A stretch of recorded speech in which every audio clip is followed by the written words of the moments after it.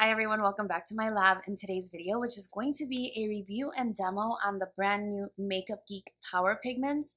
I've had these in my collection for about a month right now. I purchased them just after launch and I've used them quite a few times, created a couple of looks, and I have gathered my thoughts. I have a lot of thoughts that are not really associated with the product itself, which I will also share with you today, and I would love to hear what you think about those specific points. If you're new to my channel, I'm Yori. Welcome, I'm happy you joined me today, and hopefully you'll consider subscribing for more of my content. Now let's go ahead and get started. The Makeup Geek Power Pigments retail for $9 a piece, or you can currently purchase them as a bundle for $70.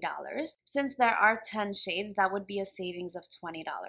When I purchased my set, I actually purchased it in a bundle as well, which came with this magnetic palette as well as this makeup bag.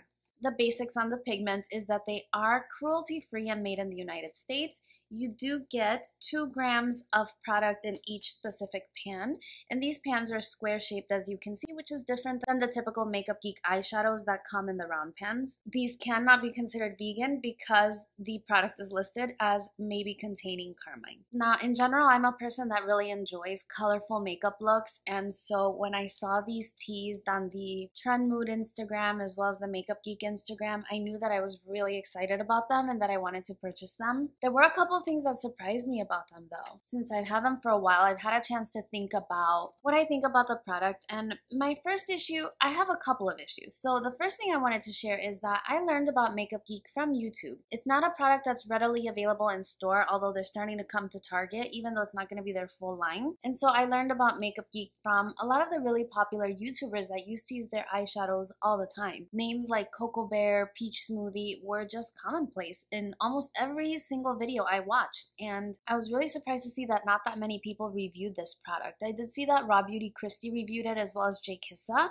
but as far as the larger makeup channels that I watch, I think that was it. And typically when something launches, especially from a company that was as well loved as Makeup Geek, my feed is flooded with it, and I was really surprised. I was looking for it only because I had the product in my hands for a while, and so I thought that it was okay to formulate my own opinion, but also hear what others were saying, and I was just so surprised that there was nothing out there. So that was the first thing that made me feel a little strange about it. I feel that the reason why I sought out this brand is because so many of my favorite YouTubers influenced me to take a look at it. Now I feel like they're not really promoting the brand of their own accord because maybe they didn't receive it in PR or something. I don't really know, but it just feels like they promoted the brand so much and now all of a sudden it's like silence. So did something change or what's going on? I've heard comments like that Marlena, the owner of Makeup Geek, has said that she cannot afford to pay the influencers to mention her brand on their channels because they're asking for a lot of money. I don't really know what the deal is. I don't remember who even said that. I just saw it in passing. There's a lot of drama online, as you know, and I just think that's a shame because people like, I don't know, I don't want to mention any names, but there's a lot of people that use Makeup Geek really regularly on their channels, and I didn't see them review this particular launch, so it's just something a little strange to me. Now, on the other hand, for the pricing of this set, it's changed a couple of times. When it initially launched, the pigments were only available individually, so if you wanted to purchase the whole set, you had to pay $90 and that was it. Now, a couple of days later, the bundle option became available. I think it was the day after launch. And the bundle, like I said, included the makeup bag, the magnetic palette, and all 10 of the pigments. That price was $90, so essentially you were paying the same price but getting a couple of items free, which I'm really happy I was able to do that. But then like a week later, there was a new bundle that was just the pigments, and that one's available for $70. If you wanted to purchase the bundle right now, they are still available for $70, but it does not include the palette and it doesn't include the makeup bag. I'm a little bothered by that because, to be honest, I would have preferred to have just purchased the individual pigments and put them in my own magnetic palettes. I have an extensive enough collection that I would have a place to house them, and I didn't necessarily need this one. Now, the palette itself retails for $28 on the Makeup Geek website, and it's a really beautiful palette. I really like it. I like that it's like a glass cover, and it's just really nice. It has the Makeup Geek logo on it. It's a really super nice palette. I'm glad that I have it, but I wouldn't necessarily have sought that out, if that makes any sense. I would love to know what you think about the differences in pricing and how they did that. that. I really think that it's important to be straightforward with your consumer and let them know what the price is up front so they can explore all their options if they wish to support or try out your brand. So that's something that, to be honest, it left me with a little bit of a bad taste in my mouth. I didn't really appreciate that. I'm happy with my bundle. I think that I got my money's worth, but I would have liked to have had all the information up front so that I can make the best decision for me. And I don't necessarily feel that that was it. Had I known then what I know now, I would have purchased the individual pigments. Anyway, those are just a few things that popped into my head with regard to how the launch was handled, how other people responded to it. I would really love to know your thoughts. I'm just offering my own opinion, and I would definitely like to get the conversation going with regard to this product. Let's go ahead and get into the items themselves. The different pigments were named using words that sort of represent inner strength and things like that, so you'll see that in the shade names. This orange one is called Dynamic. The yellow is Potential. The green is Transform. The blue, the lighter blue, is called Tenacious. The darker blue is Indestructible. The red is Untouchable. This lighter pink is called Unleashed. We also have this one, which is also in the pink mauve family, and this one is called Courageous. Lastly, we have Dedicated and Invincible. These are magnetic and the shade names are on the back side. When the bundle arrived to me, it arrived in this cute little set that was all bound by a rubber band, and it's just a little envelope where all the different shades were included and the ingredients are on the back side for each specific shade. I will insert close-ups of how I opened them up and how I decided to organize them in my palette. There was also a cute little note, and I liked it because it was handwritten, and it says, "Beautiful, thank you for choosing Makeup Geek. We hope you enjoy your new products. Have a wonderful day." And it says Amari and the Makeup Geek team. I thought that was a really nice touch. I don't think that companies take time to do those personal touches that much anymore, and so I really appreciated that. So now let's go ahead and get into my thoughts on the actual product. I really like them, and I think that it's something that Makeup Geek really needed. To be perfectly honest, this was my first experience purchasing anything from Makeup Geek on their own website. I have seen Makeup Geek on Haute Look, and I've also received them in my BoxyCharm at times, and so I've gotten the opportunity to try them out before, but my purchasing experience through their own website was just with this set, and it was a positive experience. Everything arrived very safely, it was very carefully packaged, and I had no trouble. I do of course appreciate that they take PayPal, as that's my preferred way of paying for things online because you have the security added measure, and I always recommend it anytime that you're trying out a brand new company. Now as far as how the shades apply, they apply really nicely. I would say they're a little bit powdery. There's a little bit of powder kick up whenever you dip your brush. I found that to be the case specifically for the blue one.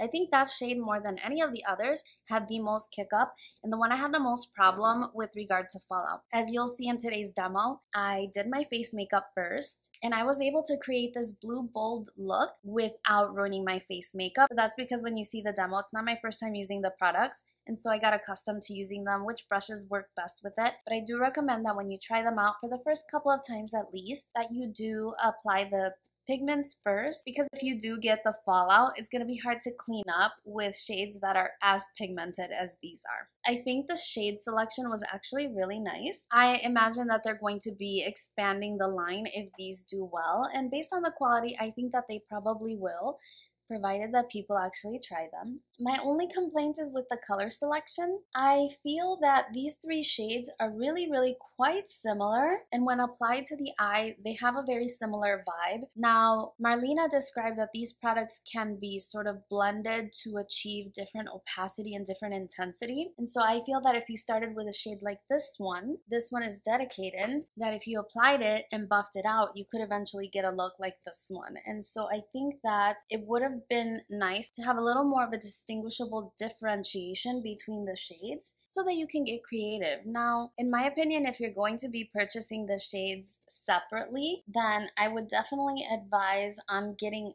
those and then selecting only one of the three, because I don't think that they're going to be that different on the eye. I've used all three of them, and to be honest, I feel like they can be used interchangeably. The purple is significantly different, even though it looks a little similar because of the way I arranged rearrange them in my palette. This is the eye look that I came up with today, but I've worn it a couple of times. I've created a couple of different looks, and I think that it's really nice to play around with color. It's one of those things that I really appreciate. However, if you're not the type of person that likes to play around with color, I really don't think that you're going to enjoy these unless it's one particular color that you really like the orange shade would be a really nice blending shade, especially since warm neutrals are so in style right now. If you like cooler tones, the blues and greens are also really nice and could be quite wearable depending on how you apply them. So in general, I think that this is going to appeal more for the creative side of makeup lovers, not necessarily those that like to do everyday work-friendly neutral looks. Then this is probably not going to be for you. The quality is good. I think that it's a lovely presentation. It doesn't really bother me that the pans are square. If you fit them in with the round shadows, they kind of take the same amount of space since the round shadows can't fully flush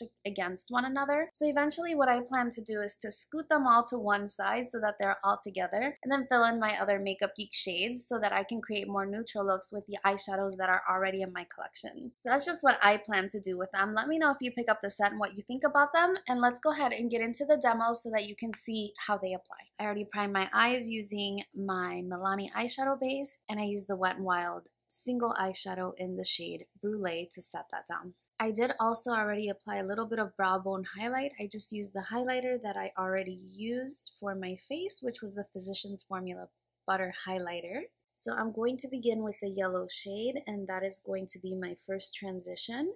I'm using a Morphe E28 brush for this.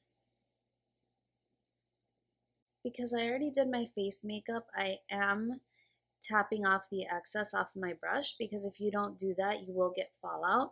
This isn't the first time I've used the shadows, and so I'm already familiar with how they perform.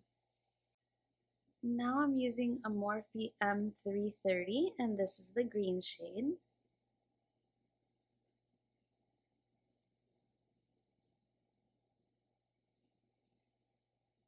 If you notice, I'm applying that in my crease again, but a little bit further down from the yellow.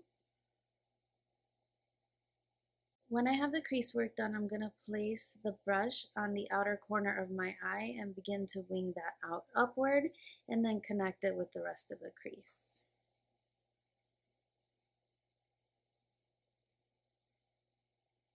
Next, I'm going in with my Surratt Artistique brush, and I'm just going to blend the two edges together.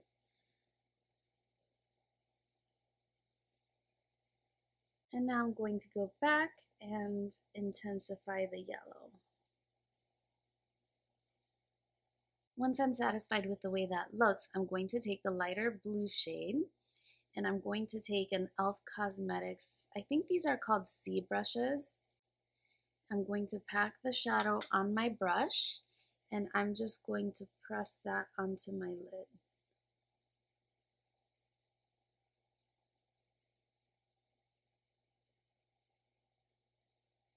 I do keep my eyes very downcast when I fill in close to the crease, because I want the color to go into all those little eye wrinkles. And once I'm satisfied with how that looks, I'll go back in with the green shade and blend out the edges.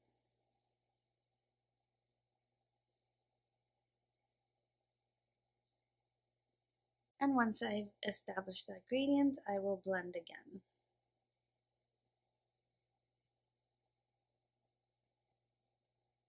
Now, because I'm not using wing liner, I am using an IT Cosmetics for Ulta number 217 brush, and I'm just going to stamp this along my upper lash line to help disguise my falsies later on.